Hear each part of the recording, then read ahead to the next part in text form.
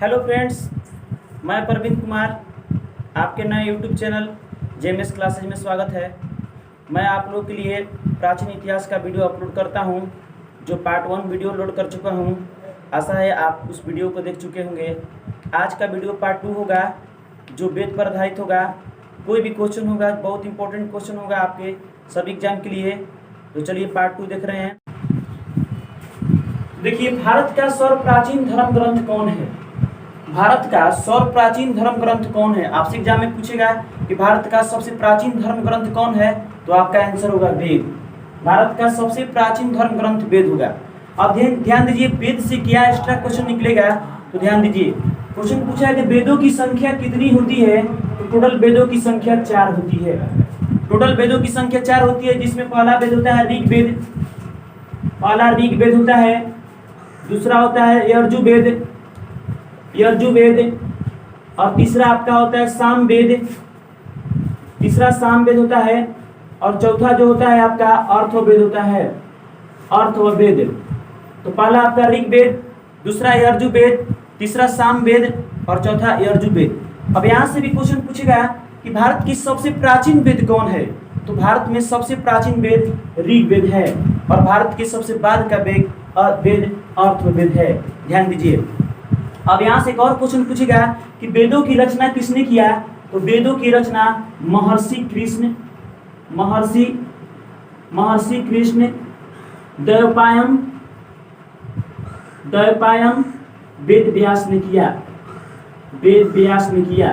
तो हम लोग खाली सिर्फ इतना भी याद कर सकते हैं कि वेदों की रचना महर्षि वेद व्यास ने किया। यहाँ से भी हम लोग क्वेश्चन को ऑप्शन से बना सकते हैं। तो वेदों की रचना किसने किया? महर्षि कृष्ण द्वैपायन वेद व्यास ने किया। वेदों की संख्या 4 होती है, और सबसे प्राचीन वेद कौन होता है? ऋग्वेद। और सबसे बाद का वेद कौन होता है? अर्थवेद होता है। तो ध्यान सुनिए, अगला क्वेश्चन है, ऋग्वेद के ऋचाओं को पढ़ने वालों को क्या कहते हैं? ऋग्वेद में 10,462 ऋचाएं होती है।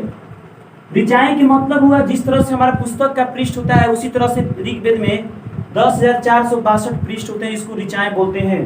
तो ऋग्वेद में ऋचाओं के पढ़ने वाले को होत्री कहते हैं। ऋग्वेद में ऋचाओं को पढ़ने वाले को होत्री कहते हैं। ये इंपॉर्टेंट क्वेश्चन होगा आपके एग्जाम के लिए। चलिए क्वेश्चन नंबर 3 देख रहे हैं। क्वेश्चन नंबर आपका 3 होगा। क्वेश्चन नंबर 3 है कि ऋग्वेद के तीसरे मंडल में किसका उल्लेख किया गया है? ऋग्वेद के तीसरे मंडल में किसका उल्लेख किया गया था? आपका क्वेश्चन आंसर होगा ऋग्वेद के तीसरे मंडल में सूर्य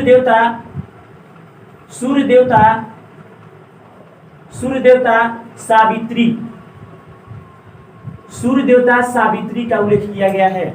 ऋग्वेद के तीसरे मंडल में सूर्य देवता सावित्री का उल्लेख किया गया है। देखिए ध्यान सुनिए, ऋग्वेद के मंडल से क्वेश्चन पूछता है। तो ऋग्वेद में कुल 10 मंडल होते हैं। ऋग्वेद में मंडलों की संख्या 10 होती है, और ऋग्वेद में कुल 10 मंडल, 1028 सूक्तियां होती है। 1028 सूक्तियां होती है, और अभी मैंने बताया 10,462 ऋचाएं होती है। इंपॉर्टेंट क्वेश्चन होगा आपकी एग्जाम में। ध्यान दीजिएगा कि ऋग्वेद में कुल 10 मंडल होते हैं, और ऋग्वेद में सूक्तियां होती है 1028, और ऋग्वेद में 10,462 ऋचाएं होती है। अब ध्यान दीजिए, ऋग्वेद के मंडल से भी क्वेश्चन पूछता है। क्या क्वेश्चन पूछता है, थोड़ा सा देख लिया जाए।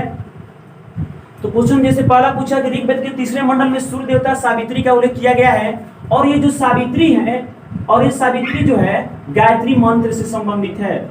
जो सावित्री है ये गायत्री मंत्र से संबंधित है। गायत्री मंत्र से संबंधित है। और तो ऋग्वेद के तीसरे मंडल में सूर्य देवता सावित्री का उल्लेख मिलता है, जो गायत्री मंत्र से संबंधित है। और यहाँ से भी क्वेश्चन पूछता है कि गायत्री मंत्र के रचनाकार कौन थे? गायत्री मंत्र के रचनाकार कौन थे? तो गायत्री मंत्र का रचनाकार विश्वामित्र थे। याद रखिएगा, हर क्वेश्चन का आपका एक्स्ट्रा फैक्ट एकदम डीपली बताएंगे। गायत्री मंत्र के रचनाकार विश्वामित्र थे। ठीक है। अब मंडल से जब क्वेश्चन पूछा है, तो मंडल के बारे में बात कर लिया जाए। तो तीसरा मंडल में सूर्य देवता सावित्री को उल्लेख किया गया है। अब ध्यान दीजिए, जो 9वां मंडल होता है ऋग्वेद के, जो 9वां मंडल होता है, उन 9वां मंडल में सोम देवता का उल्लेख किया गया है। नवा मंडल में सोम देवता का उल्लेख किया गया। बहुत इंपॉर्टेंट क्वेश्चन, हर एग्जाम में क्वेश्चन पूछता ही है कि ऋग्वेद के नवा मंडल में सोम देवता का उल्लेख किया गया है। आइए 10वां मंडल का बात किया जाए तो 10वां मंडल में याद रखिएगा कि 10वां मंडल में चतुष्य मतलब बोले चार वर्ण समाज के बारे में बताया गया है। चतुष्य वर्ण समाज के बारे में बताया गया है। 10वां मंडल जो है चतुष्य वर्ण समाज के बारे में बताया गया है, जिसमें 4 वर्ण कौन कौन होते हैं? ब्राह्मण, क्षत्रिय, वैश्य तथा शूद्र। इसमें कहा गया है कि जो ब्राह्मण है वो ब्रह्मा के मुख से पैदा हुए हैं, जो क्षत्रिय हैं वह ब्रह्मा के भुजा से पैदा हुए हैं, और जो वैश्य हैं वह ब्रह्मा के जांघ से पैदा हुए हैं, तथा जो शूद्र हैं वो ब्रह्मा के पैर से उत्पन्न, चरण से उत्पन्न हुए हैं। इसमें ये कहा गया 10वां मंडल में चतुष्य वर्ण समाज का वर्णन किया गया है। एक और मंडल होता है 7वां मंडल। ध्यान दीजिएगा, जो 7वां मंडल है, 7वां मंडल में 10 राज्य युद्ध का वर्णन किया गया है। 10 राज्य युद्ध, ध्यान दीजिए, 10 राज्य युद्ध का वर्णन किया गया है। 10 राज्य युद्ध का मतलब क्या होता है? एक भरतपुर के राजा थे जिनका नाम था सुदास, और 10 राजा थे जिसमें 5 आर्य थे और 5 अनार्य थे। और भरतपुर के राजा जो सुदास थे, इन 10 राजाओं के बीच युद्ध हुआ। किस नदी के तट पर युद्ध हुआ? तो परुषणी नदी के तट पर युद्ध हुआ। परुषणी नदी के तट पर युद्ध हुआ, जिसको हम लोग बोलते हैं रावी नदी बोलते हैं। ध्यान दीजिएगा, परुषणी नदी के तट पर युद्ध हुआ और जिसमें जीत सुदास की हुई। ऋग्वेद के 7वां मंडल में 10 राज्य युद्ध का वर्णन किया गया है, और यह युद्ध 10 राजाओं और भरतपुर के राजा सुदास के बीच युद्ध हुआ, जिसमें सुदास की विजय हुई, और यह युद्ध परुषणी रावी नदी के तट पर हुआ। इंपॉर्टेंट क्वेश्चन है, याद। चलिए तो चौथा प्रश्न को देखा जाए। चौथा प्रश्न कह रहा है कि ऋग्वेद के 2 ब्राह्मण ग्रंथ होते हैं। ध्यान दीजिएगा, ऋग्वेद में 2 ब्राह्मण ग्रंथ होते हैं, और 2 ब्राह्मण ग्रंथ का नाम क्या है? ऐतरेय तथा कौतिस्की। ऐतरेय थोड़ा सा डिफिकल्ट है, लेकिन याद करना होगा, क्योंकि यह दरोगा और ये जो एसआई का एग्जाम होगा इसके लिए बहुत इंपॉर्टेंट रहेगा। कह रहा है कि ऋग्वेद के 2 ब्राह्मण ग्रंथ कौन है? ऐतरेय तथा कौतिस्की। ऐतरेय तथा कौतिस्की जो है ऋग्वेद में 2 ब्राह्मण ग्रंथ होते हैं। ध्यान दीजिएगा, अगर एक क्वेश्चन पूछा जाए कि ऋग्वेद में इंद्र के लिए कुल कितनी ऋचाओं का वर्णन किया गया है, तो ऋग्वेद में इंद्र के लिए कुल 250 ऋचाओं का वर्णन किया गया है। ठीक है, और ध्यान दीजिए, अग्नि के लिए कितनी ऋचाओं का वर्णन किया गया है? तो ऋग्वेद में अग्नि के लिए 200 ऋचाओं का वर्णन किया गया। ये आपका एक्स्ट्रा फैक्टर है क्वेश्चन का, ध्यान दीजिएगा, इंपॉर्टेंट क्वेश्चन है। ऋग्वेद में कुल इंद्र के लिए 250 ऋचाओं और अग्नि के लिए कुल 200 ऋचाओं का वर्णन किया गया है। ध्यान दीजिए, भारत की ऋग्वेद ही एक ऐसा वेद है, भारत में ऋग्वेद ही एक ऐसा वेद है जिसको यूनेस्को ने यूनेस्को ने ऋग्वेद को विश्व धरोहर में शामिल किया है। किसी और वेद को नहीं, सिर्फ ऋग्वेद को ही यूनेस्को ने अपने विश्व धरोहर में शामिल किया गया है। बात आ गया यूनेस्को का, तो यूनेस्को का फुल फॉर्म क्या होता है? United national educational scientist cultural organisation. ध्यान दीजिएगा, यूनेस्को का फुल फॉर्म होता है यूनाइटेड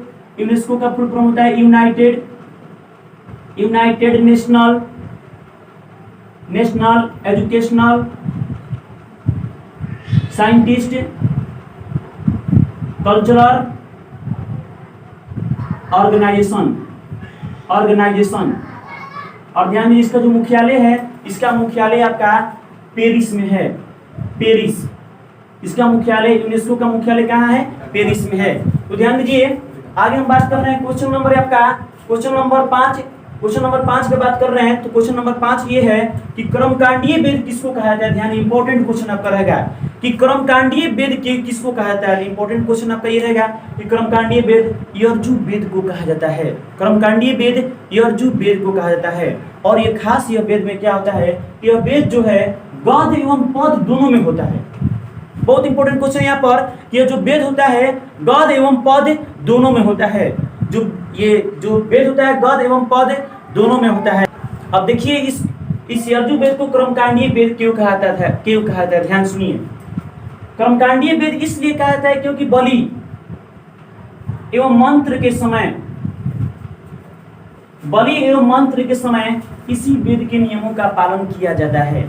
बलि एवं मंत्र के समय यजुर्वेद के ही नियमों का पालन किया जाता है। इसलिए यजुर्वेद को कर्मकांडीय वेद कहा जाता है। अब ध्यान सुनिए, ये यजुर्वेद दो प्रकार का वेद होता है। यजुर्वेद में दो प्रकार का वेद होता है।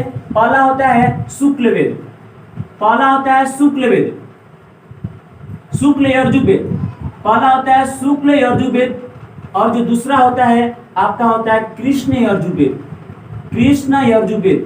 आप ध्यान सुनिए, हम अभी बताएं कि यजुर्वेद गद एवं पद दोनों में होता है, और यजुर्वेद दो प्रकार का, शुक्ल और कृष्ण।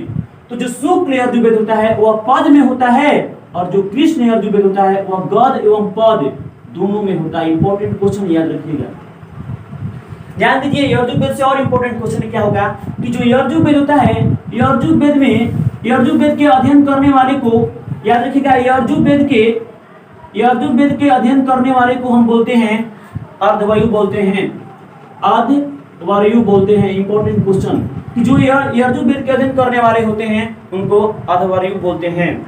चलिए आगे क्वेश्चन किया जाए। तो ध्यान दीजिए, क्वेश्चन क्या है कि गाई जा सकने वाली वेद कौन है। बहुत इंपॉर्टेंट क्वेश्चन है, ध्यान दीजिएगा। गाई जा सकने वाली वेद कौन है, तो आपका रहेगा गाई जा सकने वाली वेद साम वेद होता है।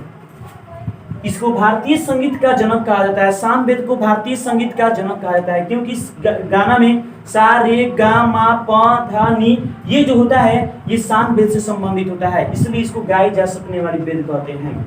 और साम वेद में जो गाने वाले होते हैं, साम वेद की रचना, साम वेद के अध्ययन करने वाले को हम उद्गाता कहते हैं।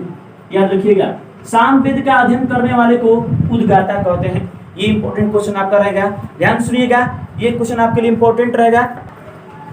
चलिए ध्यान सुनिए, जिस तरह से हम लोग पढ़े हैं, एक पॉइंट यहाँ पर समझिएगा कि ऋग्वेद में दो ब्राह्मण ग्रंथ होते हैं, ऐतरेय तथा कौतिकी। उसी तरह यजुर्वेद में भी दो बराबर ग्रंथ होते हैं, ध्यान दीजिएगा। यजुर्वेद में भी दो ब्राह्मण ग्रंथ होते हैं। बहुत इंपॉर्टेंट क्वेश्चन पूछता है ये। पहला होता है शतपथ, पहला होता है शतपथ ब्राह्मण ग्रंथ, और दूसरा होता है आपका तैतरेय, तैतरेय। यजुर्वेद में भी दो ब्राह्मण ग्रंथ होता है, पहला होता है शतपथ और दूसरा होता है तैतरेय। बात किया जाए यजुर्वेद में, तो यजुर्वेद में उपनिषद जो होता है इसका नाम है कंठोपनिषद, कंठोपनिषद, ईशावास्य उपनिषद, ईशावास्य उपनिषद, ये सारे उपनिषद होते हैं। और जो ध्यान सुनिए, यजुर्वेद का जो अंतिम अध्याय होता है वह ईशावास्य उपनिषद होता है, जिसका जो अर्थ होता है वह आध्यात्मिक चिंतन से होता है, आध्यात्मिक चिंतन से होता है। ईशावास्य उपनिषद का अर्थ होता है आध्यात्मिक चिंतन। तो क्या सीखे यहाँ पे, यजुर्वेद में दो ब्राह्मण ग्रंथ होता है, शतपथ और तैतरेय। यजुर्वेद में उपनिषद भी होता है, कंठो उपनिषद और ईशावास्य उपनिषद। ईशावास्य उपनिषद में यजुर्वेद का अर्थ होता है आध्यात्मिक चिंतन होता है, आध्यात्मिक चिंतन। तो देखिए अगला क्वेश्चन हम करने वाले थे। अगला क्वेश्चन हमारे जादू टोना वाला, ध्यान सुनिए। क्वेश्चन है कि जादू टोना, रोग निवारण, प्रेम घृणा, विवाह, औषधि, संस्कार, ये सब जो होता है ये किस वेद में होता है। ध्यान दीजिए, फिर से क्वेश्चन पढ़ रहे हैं। जादू टोना, रोग निवारण, औषधि, प्रेम घृणा, विवाह इत्यादि, ये सब जो वेद होता है ये सब जो होता है ये किस वेद से संबंधित होता है, तो आपका अर्थवेद से संबंधित होता है। याद रखिएगा, अर्थवेद से संबंधित होता है, अर्थवेद से संबंधित है। ध्यान दीजिए, और यहाँ से इंपॉर्टेंट क्वेश्चन होगा अर्थवेद के लिए कि सबसे बाद का वेद कौन होता है, तो सबसे बाद का वेद अर्थवेद होता है। ये भी एक क्वेश्चन, सबसे बाद का वेद जो होता है अर्थवेद होता है। और अर्थवेद की रचना किसने किया था, तो अर्थवेद की रचना अर्थव एवं अर्थव एवं आंग्रिस नामक महर्षि ने किया था। याद रखिएगा, अर्थवेद की रचना किसने किया, अर्थव एवं आंग्रिस नामक महर्षि ने किया था। चलिए अगला क्वेश्चन, अगला क्वेश्चन की बात किया जाए कि सत्यमेव जयते जो है, सत्यमेव जयते किस उपनिषद से लिया गया है। बहुत इंपॉर्टेंट क्वेश्चन रहेगा आपके लिए। तो जो सत्यमेव जयते है, जो भारत का हमारा राष्ट्रीय वाक्य है, भारत का आदर्श वाक्य है सत्यमेव जयते, इसको मुंडको उपनिषद से लिया गया है। भारत का जो राष्ट्रीय आदर्श वाक्य है सत्यमेव जयते, इसको किस उपनिषद से लिया गया है, इसको मुंडको उपनिषद से लिया गया है। बीबीआई क्वेश्चन आपका रहेगा। अब ध्यान दीजिए, जो मुंडको उपनिषद है यह किस वेद का भाग है, तो ये आपका अर्थवेद का भाग। याद रखिए, ये आपका अर्थवेद का भाग है। मुंडको उपनिषद जो है अर्थवेद का भाग है। आईडी क्वेश्चन पूछता है, बताइए कि सत्यमेव जयते की तुलना किससे की गई है, तो सत्यमेव जयते की तुलना यज्ञ की तुलना, सत्यमेव जयते की तुलना टूटी हुई नाव से की गई है। ये भी क्वेश्चन पूछता है, सत्यमेव जयते की तुलना टूटी हुई नाव से की गई है। चलिए ध्यान सुनिएगा, अर्थवेद के बारे में पढ़े हम लोग कि सबसे बाद का वेद अर्थवेद होता है। चलिए आगे क्वेश्चन कर रहा है कि सभा एवं समिति ध्यान दीजिए, ये दो प्रकार की सभा थी। सभा थी, एक समिति थी। सभा एवं समिति प्रजापति की दो पुत्रियां कहा गया। यह किस वेद में कहा गया? बहुत इंपॉर्टेंट क्वेश्चन रहेगा कि सभा एवं समिति प्रजापति की दो पुत्रियां कहा गया किस वेद में? तो आपका अर्थवेद में कहा गया। इंपॉर्टेंट क्वेश्चन याद रखिए, सभा एवं समिति प्रजापति की दो पुत्रियां कहा गया है आपका अर्थवेद में। यहाँ से सभा का मतलब क्या होता है? जो श्रेष्ठ लोग होते थे, श्रेष्ठ लोगों का जो सभा होती थी उसको सभा बोलते थे। जो सामान्य जन की सभा होती थी उसको हम समिति बोलते थे। ये प्रजापति की दो पुत्रियां कहा गया, इसको अर्थवेद में कहा गया है। तो ध्यान दीजिए, यहाँ पर हम बात कर, तो चलिए दोस्तों हम लोग जो पढ़े उसका एक बार फिर से रिवीजन कर लीजिए। क्या क्या पढ़े हैं? सबसे पहले भारत का सबसे प्राचीन धर्म ग्रंथ कौन होता है? वेद होता है। वेदों की रचना किसने किया? महर्षि कृष्ण देवपायन वेद व्यास ने किया। वेद कितने होते हैं? वेद 4 होते हैं। ऋग्वेद, यजुर्वेद, सामवेद, अथर्ववेद। सबसे पहले का वेद कौन होता है? ऋग्वेद। सबसे बाद का वेद कौन है? सबसे बाद का वेद आपका अर्थवेद है। ऋग्वेद के गाने वालों को क्या बोलते हैं? होत्री बोलते हैं। यजुर्वेद के गाने वालों को क्या बोलते हैं? अर्धवायु बोलते हैं। और आपका ये सामवेद को गाने वाले को क्या बोलते हैं? उद्गाता। अर्थवेद के गाने वाले के बारे में पता नहीं चला है। ध्यान दीजिए, ऋग्वेद में 2 ब्राह्मण ग्रंथ होते हैं। कौन कौन? ऐतरेय तथा कौतिकी। यजुर्वेद के 2 ब्राह्मण कौन कौन होते हैं? शतपथ तथा तैत्रेय। और यहाँ पर सामवेद के 2 ब्राह्मण, ये आपका अर्थवेद का मात्र एक और ब्राह्मण ग्रंथ है। अर्थवेद का सिर्फ एक मात्र ब्राह्मण ग्रंथ है जिसका नाम है गोपद। अर्थवेद के एकमात्र ब्राह्मण ग्रंथ है जिसका नाम क्या है? गोपद। और कौन सा वेद कर्मकांडी वेद होता है? यजुर्वेद गद एवं पद दोनों में होता है, याद रखिएगा। और गाई जा सकने वाली वेद कौन है? सामवेद, जिसको भारतीय संगीत का जनक कहा जाता है। जादू टोना, रोग निवारण, प्रेम गंडा, ये सब अर्थवेद सम्मिलित है। अर्थवेद में सभा एवं समितियां प्रजापुत्री की 2 पुत्रियां कहा गया है।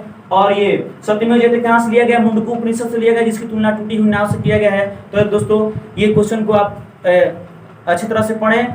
चलिए, बहुत इंपॉर्टेंट क्वेश्चन रहेगा आप लोगों के लिए ये सारा क्वेश्चन, हर एग्जाम के लिए। और इस तरह का क्वेश्चन पाने के लिए हमारे जेएमएस क्लासेज यूट्यूब का नोटिफिकेशन सब्सक्राइब करें, उसका नोटिफिकेशन प्राप्त करें। आपका ये क्वेश्चन, इस तरह का क्वेश्चन प्रत्येक दिन मिलेगा